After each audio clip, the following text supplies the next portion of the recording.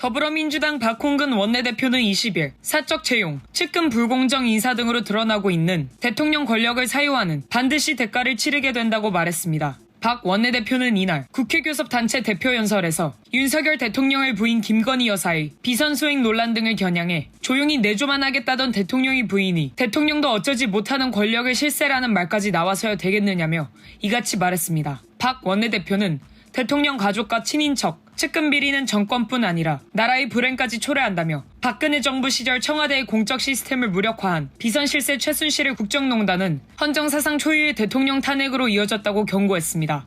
박 원내대표는 이어 행정부 장관들에 대해서도 법무부, 행안부, 국정원 등 권력기관 정점에 한동훈, 이상민, 조상준 등 핵심 측근을 임명했다며 대한민국을 마침내 검찰공화국으로 만든 것이라고 비판했습니다. 윤 대통령의 지지율이 30%대 초반까지 떨어진 것을 두고도 지난 대선에서 윤석열 후보에게 투표한 국민의 3분의 1이 지지를 철회한 것이라며 정권 말기의 레임덕 수준이라고 지적했습니다. 박 원내대표는 정부가 서해 공무원 피살 사건, 탈북어민 북송 사건 등을 쟁점화하는 것을 겨냥해서는 정치보복성 기획수사와 구시대적 종북몰이로는 국면 전환에 결코 성공할 수 없다며 오히려 국정운영의 동력을 상실한 수준의 더 큰 국민적 비판과 저항에 직면하게 될 것이라고 했습니다. 그러면서 윤 대통령과 정부 여당을 향해 국정운영의 기본으로 돌아오라, 경제와 민생에 집중하라며 원내 제1당인 민주당은 경제와 민생을 제대로 챙기는 일이라면 초당적으로 협력하겠다고 당부했습니다. 이에 국민의힘은 거대 의석을 무기로 마치 언제든 대통령 탄핵을 시킬 수 있다는 듯한 오만함이라고 반발했습니다. 허은하 수석 대변인은